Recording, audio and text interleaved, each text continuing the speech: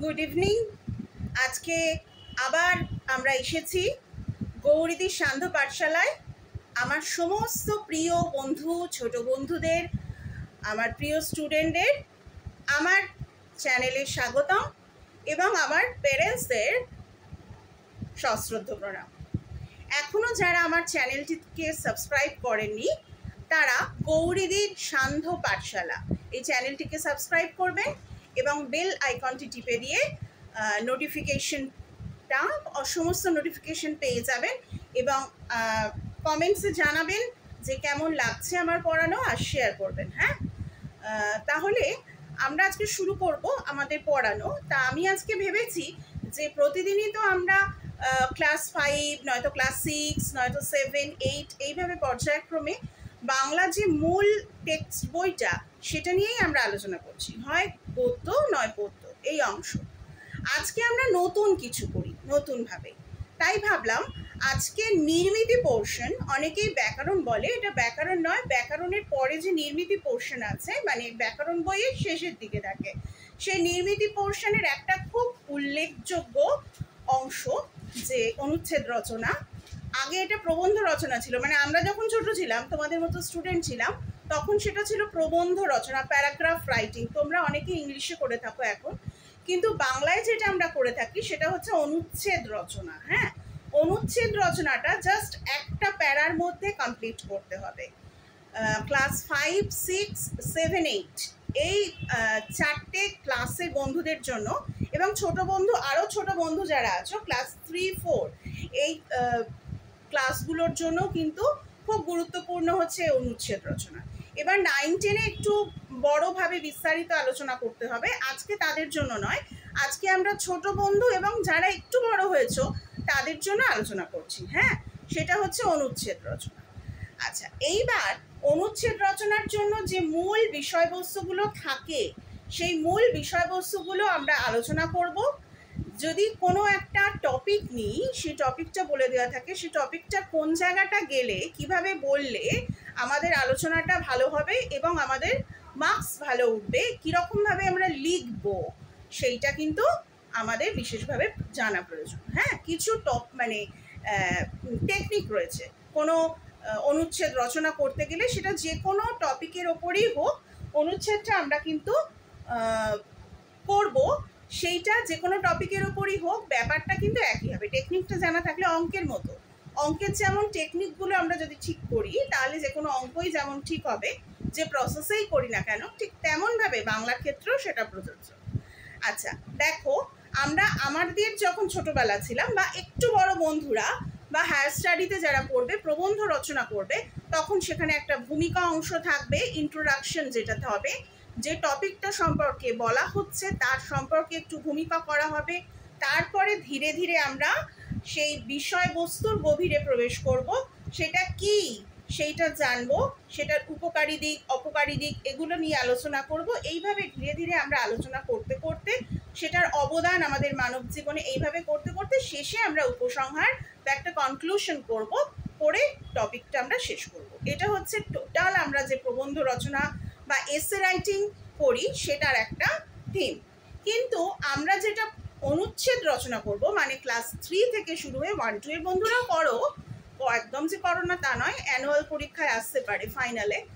আর বিশেষত ক্লাস 3 থেকে ক্লাস 8 অবধি যে অনুচ্ছেদ রচনাটা আসে, ইংরাজি মাধ্যম স্কুলেও এবং আমাদের বাংলা মাধ্যম স্কুলে তো আসেই, তো সেইটা আমরা খুব ভালোভাবে আজকে আলোচনা করব। আজকে আমি দুটো টপিক নিয়ে মূলত পড়ব। সেই দুটো টপিক হচ্ছে, একটা আমরা বিজ্ঞান, যেটা প্রত্যেকটা অনুচ্ছেদ রচনার মধ্যে যেগুলো এই 4টে বা এই 3টে অথবা দেয়া থাকে বা অর দেয়া থাকে, তার মধ্যে যে কোনো একটি অনুচ্ছেদ তুমি রচনা করতে পারো, এরকমভাবে প্রশ্ন থাকে। তো সেক্ষেত্রে যে দুটো জিনিস খুব অপরিহার্য, এখন যেহেতু আমাদের এখন পরিবেশ নিয়ে সচেতনতা বেড়ে উঠেছে, আমরা বুঝতে পারছি যে আমরা গাছ কেটে নিজেদের ধ্বংস করে ফেলছি, উদ্ভিদকে আমাদের বাঁচাতে হবে, বৃক্ষরোপণ করতে হবে। তাই আমাদের আজকে একটা টপিক হবে বৃক্ষরোপণের প্রয়োজনীয়তা। এইটা কিন্তু আর একভাবে আসতে পারে, শোনো, শুধু বৃক্ষরোপণের প্রয়োজনীয়তা এই টপিকটা যেটা আলোচনা করব সেটা একসাথেই কিন্তু একটি গাছ একটি প্রাণ এটাও আসবে, বা আমাদের মানব সভ্যতায় উদ্ভিদের ভূমিকা, বা পরিবেশ দূষণ রক্ষায় উদ্ভিদের ভূমিকা, বিভিন্ন রকম টপিকে কিন্তু আসতে পারে, কিন্তু মূল ব্যাপারটা, মূল যে বিষয়বস্তুটা সেটা কিন্তু একই হবে। আর একটা আলোচনা করব, যেটা আমাদের অনেকগুলো টপিক থাকে, তার মধ্যে একটা যেমন পরিবেশ থাকে, আর একটা অবশ্যই থাকে সায়েন্স, বিজ্ঞান। বিজ্ঞান কিন্তু নানাভাবে রচনায় বা অনুচ্ছেদ রচনায় আসে। সেটা হচ্ছে বিজ্ঞানে প্রতিদিনের জীবনে বিজ্ঞান, এটা একটা আসতে পারে।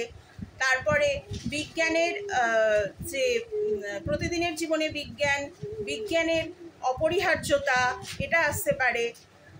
আরেকটু যদি আমরা বড় হই, মানে অন্তত 7-8-এ, তখন বিজ্ঞান আশীর্বাদ না অভিশাপ, এইটাও একটা রচনা আসে। ছাত্রছাত্রীদের জীবনে বিজ্ঞানের ভূমিকা কি আছে সেটাও আছে। আমাদের প্রাত্যহিক জীবনে বিজ্ঞান, সবই ওই একই টপিক, সেটা বিভিন্ন নাম দিয়ে কিন্তু আসতে পারে। তাই আমরা আজকে দুটো জিনিস আলোচনা করব। একটা হচ্ছে প্রথম যেটা আমি বললাম, যে বৃক্ষরোপণের প্রয়োজনীয়তা।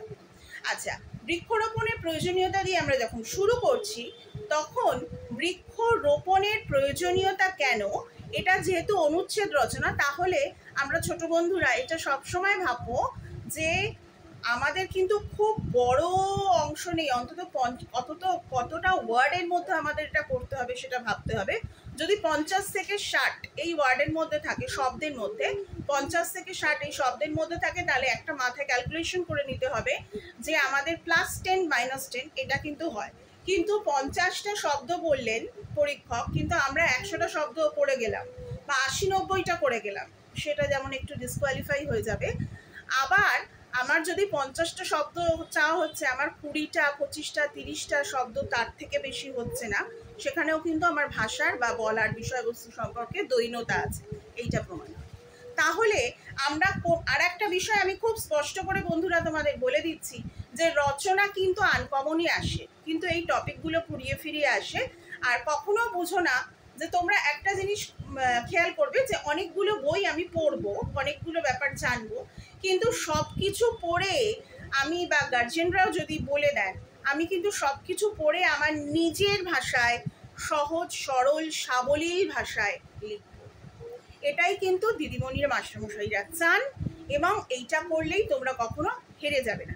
কিন্তু কেউ যদি রচনা মনে করো যে কতগুলো রচনা আমি এগুলো আসে মুখস্থ করে যাব, তাহলে কিন্তু পরীক্ষার হলে গিয়ে উল্টো পাল্টা হয়ে যাবে, কারণ কেউ কোনোদিন রচনা মুখস্থ করে নামাতে পারেনি খাতায়, বুঝতে পেরেছো? সবই দেখবে ওখানে 5টা লাইন মুখস্থ করে গেলে তোমার একটা লাইন মনে থাকছে, সবই ঘেঁটে ঘ হয়ে যাচ্ছে। তাই কখনো অঙ্ক যেমন মুখস্থ করা যায় না, ব্যাকরণ পোর্শনও তাই মুখস্থ করা যায় না, বুঝতে হয়। এবং ব্যাকরণের অঙ্গ নির্মিতি যেটা বললাম, তারই অঙ্গ হচ্ছে প্রবন্ধ বা অনুচ্ছেদ রচনা, সেইটাও কিন্তু মুখস্থ করে কোনোদিন হয় না। হ্যাঁ, এটা হতে পারে আমি অনেক বই পড়লাম, বই পড়তে ভালো লাগে, বই পড়লাম, এটা সম্পর্কে জানলাম, তার থেকে আমি কিছু নিয়ে নিলাম নিজের মধ্যে, হ্যাঁ, সেই জিনিসটা ভালো, কিন্তু তার মানে এই নয় যে ওই বইয়ের ভাষাটাই আমাকে ইউজ করতে হবে। আচ্ছা, এইবার চলো আমরা শুরু করি। আমি যদি বলি যে বৃক্ষরোপণের প্রয়োজনীয়তা, তাহলে প্রথমেই আমাদের লিখতে হবে ভূমিকা অংশ। বৃক্ষরোপণের প্রয়োজনীয়তা কি, মানে বৃক্ষরোপণ প্রয়োজন কেন, এটাই তো হচ্ছে আমাদের মূল বিষয়বস্তু। তাই জন্য প্রথমে আমরা লিখব আমাদের পরিবেশ, যে প্রতিদিন, আমি যেটা বলছি সেটাই আমরা লিখবো, এটা বলছি না কিন্তু, হ্যাঁ, বা তোমরা কেউ এটা লিখতে বসো না খাতা পেন্সিল নিয়ে, আমারটা আগে ভালো করে শোনো, এবার তোমরা নিজেদের ভাষা ব্যবহার করে লিখবে, ঠিক আছে? আচ্ছা, সেটা হচ্ছে আমাদের পরিবেশে প্রতিনিয়ত দূষণের মাত্রা এমনভাবে বেড়ে চলেছে, সেটি বায়ু দূষণই হোক, শব্দ দূষণই হোক, আর পরিবেশ দূষণ সার্বিকভাবে যেটা বেড়ে চলেছে, সেটার জন্য আমাদের বৃক্ষরোপণ খুব প্রয়োজন। এইটা হচ্ছে প্রথম পয়েন্টস হয়ে গেল, যে বৃক্ষরোপণ প্রয়োজন কেন, কেননা পরিবেশ প্রতিনিয়ত দূষিত হচ্ছে। হ্যাঁ, কেন পরিবেশ দূষিত হচ্ছে? আচ্ছা, এবার বৃক্ষরোপণের প্রয়োজন কেন, পরিবেশ দূষিত হচ্ছে, এই কারণটা খুব যদি ব্যাখ্যা করো তাহলে কিন্তু হবে না, মানে তাহলে আসল জায়গা থেকে তুমি সরে যাচ্ছ, ফোকাস করছো না। প্রথমে বলে নিলে কেন বৃক্ষরোপণ প্রয়োজন, 1 নম্বর পয়েন্ট একটা সেন্টেন্সে বা একটা বাক্যতে হয়ে গেল। হ্যাঁ, আচ্ছা, দ্বিতীয় বাক্য হচ্ছে যে পরিবেশ কি করে দূষিত হচ্ছে, বিভিন্ন যানবাহন, কলকারখানার যাবতীয় বর্জ্য পদার্থ, আর তারপরে আমাদের বাড়িঘরের আবর্জনা, গ্রামেগঞ্জে গৃহপালিত পশু, তাদের যে সমস্ত বর্জ্য পদার্থ, এই সমস্ত জিনিস থেকে আমাদের পরিবেশ প্রতিনিয়ত দূষিত হচ্ছে। যারা শহরাঞ্চলে থাকো তারা তো কলকারখানার কথা অবশ্যই বলবে, হ্যাঁ। আর তার সঙ্গে আনুষঙ্গিক যেগুলো বললাম, যে ঘরবাড়ি আমাদের বিভিন্ন নিজেরাই পরিবেশকে দূষিত করি বর্জ্য পদার্থ বিভিন্ন ফেলে, হ্যাঁ, এমনকি তরকারি কাটা, সবজি কাটার, প্লাস্টিক দূষণ এই সমস্ত করে, বা শব্দ দূষণ, যানবাহন, গাড়ি ঘোড়ার আওয়াজ, গাড়ি ঘোড়ার থেকে নির্গত হচ্ছে যে সমস্ত পেট্রোল, ডিজেল, হ্যাঁ, বিষাক্ত তেল, সেগুলো আমাদের পরিবেশকে দূষিত করছে। সেকেন্ড লাইন হয়ে গেল, নিজের মতো করে সবসময় ভালো করে বুঝবে আগে আমার পড়াটা, আমার খাতা পেন্সিল নিয়ে বসে পড়বে না, হ্যাঁ। আচ্ছা, হয়ে গেল ব্যাপারটা দুটো। আমরা পরিবেশ কেন, আমাদের বৃক্ষরোপণের প্রয়োজন কেন, কারণ পরিবেশ দূষণ প্রথম শুরু হচ্ছে এটা। দ্বিতীয় হচ্ছে পরিবেশ দূষণের কারণ, এই তিনটে কারণ, হ্যাঁ, বায়ু দূষণ, জল দূষণ, শব্দ দূষণ। ভুলে গেছিলাম আমি জল দূষণটা বলতে।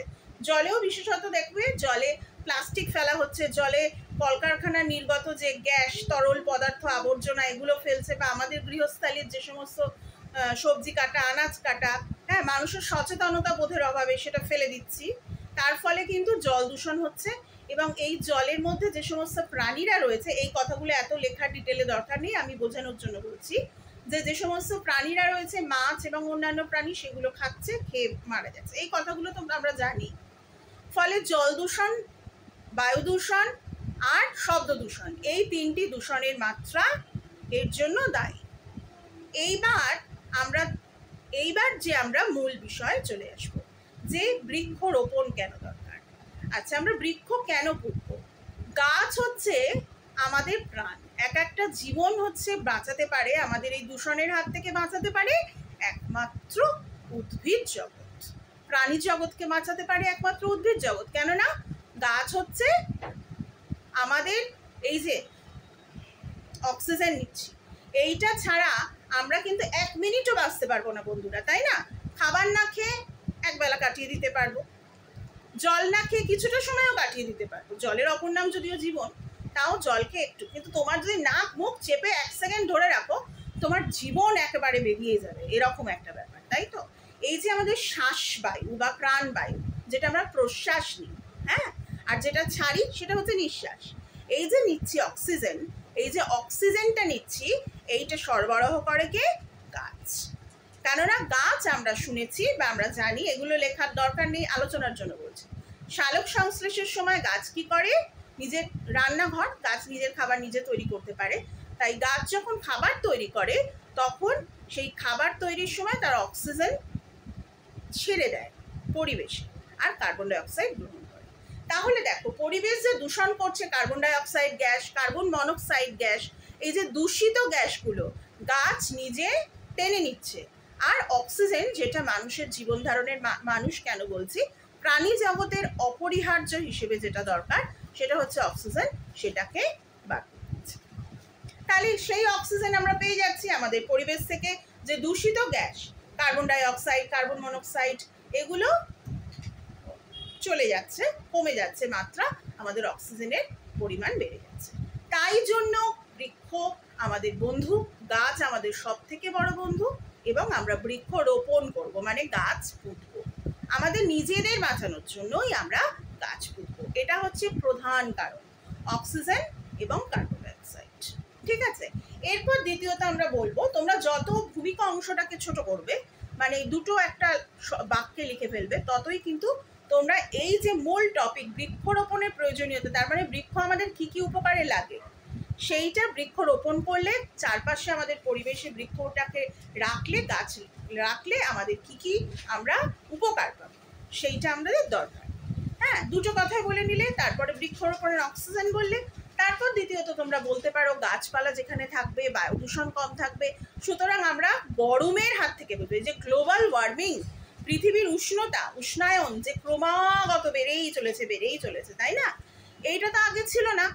এখন যেমন ভীষণ গরম, তারপরের দিনে নিম্নচাপ হয়ে যাচ্ছে, বৃষ্টি, মানে কি পরিবেশ তার ভারসাম্য বা ব্যালেন্স করতে পারছে না, ভারসাম্য নষ্ট হয়ে যাচ্ছে। তার কারণ আমরা নিজেরাই এত লোভী হয়ে গেছি, গাছপালা কেটে দিয়ে বাড়ি বাড়ি বাড়ি মাল্টি স্টোরিড বিল্ডিং তৈরি হচ্ছে, শপিং মল তৈরি হচ্ছে, কিন্তু গাছের দেখবে গ্রাম বাংলায় কিন্তু বা পর্বতে উত্তরাঞ্চলে যারা আমরা তো দক্ষিণবঙ্গে থাকি, উত্তরবঙ্গে, হ্যাঁ উত্তরবঙ্গে কিন্তু খুব বৃষ্টি হয়, ঠান্ডা থাকে, কিন্তু ওই একই রাজ্যে আমরা থাকি, দক্ষিণবঙ্গ জ্বলে পুড়ে যায়। তার কারণ আমরা দক্ষিণবঙ্গে সব গাছ কেটে ফেলে আমরা খুব সিভিলাইজড হয়ে যাচ্ছি, খুব সভ্যতা বাড়িয়ে চলছে। তা তো না, তা তো দরকার নয়। গাছের যে কি প্রয়োজন সেটা আমরা যখন গরম পড়ে সাংঘাতিক 40 ডিগ্রি 42 ডিগ্রি উঠে যায় তখন বুঝতে পারি। আচ্ছা, এইবার পরিবেশ দূষণের পর হচ্ছে গাছ পরিবেশের ভারসাম্য রক্ষা করে। হ্যাঁ, গাছ যদি আমি পুঁতি, বৃক্ষরোপণ করি, তাহলে যে পরিবেশের ভারসাম্য সেইটা রক্ষা করবে, ফলে অতিরিক্ত যে পৃথিবীর উষ্ণতা সেটা থেকে আমরা মুক্তি পাব। গাছ থাকলে আমাদের বৃষ্টিপাত হবে, হ্যাঁ বৃষ্টিপাত হবে, অরণ্য আমাদের জীবনকে রক্ষা করবে। দুটো পয়েন্টস কিন্তু আমি বলে দিলাম।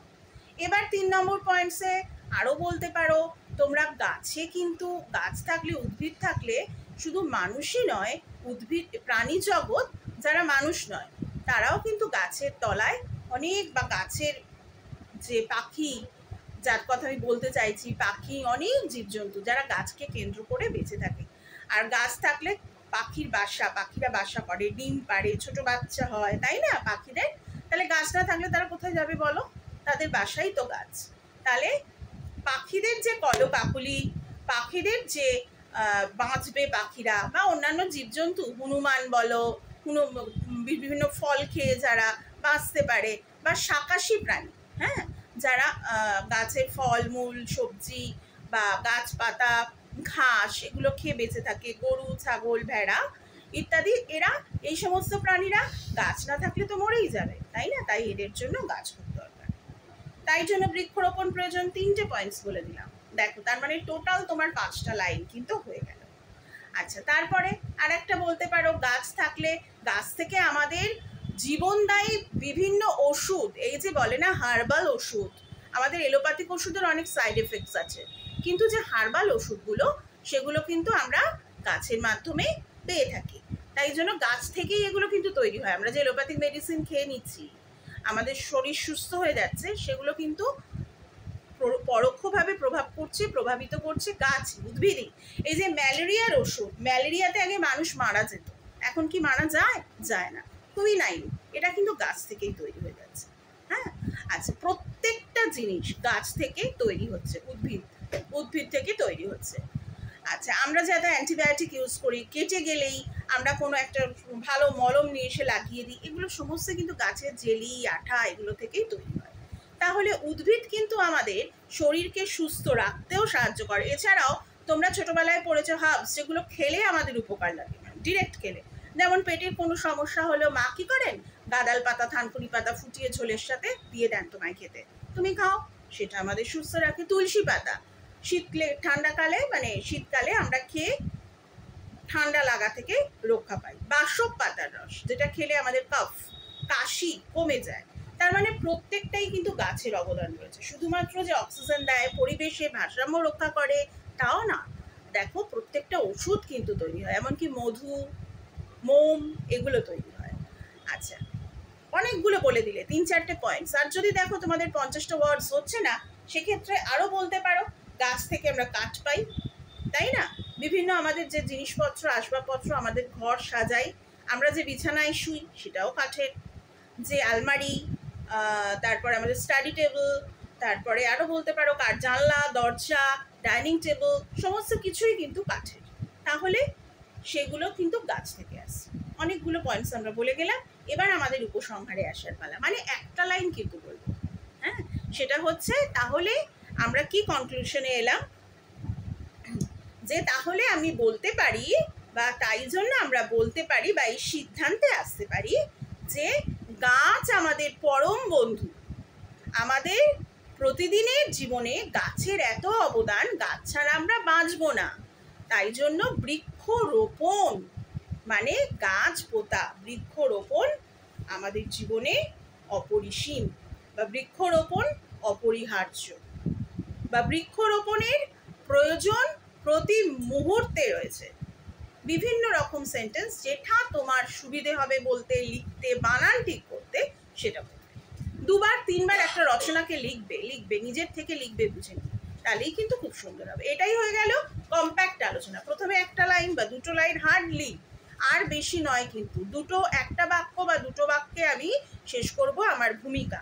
তারপরে আমি যত ভেতরের অংশে প্রবেশ করে ওটাকে ডিটেল করব, সেই তবে কিন্তু আমার কিন্তু নাম্বার বাড়বে, কারণ ওটাই কিন্তু তোমার কাছ থেকে জানতে চাওয়া হয়েছে। এটা কিন্তু মনে রাখবে, ওটাই তোমায় ফোকাস করতে হবে। হ্যাঁ, যেমন উদ্ভিদ কেন, আমরা বৃক্ষটাকে রোপণ করব কেন, কারণ গাছের কি কি অবদান রয়েছে আমাদের।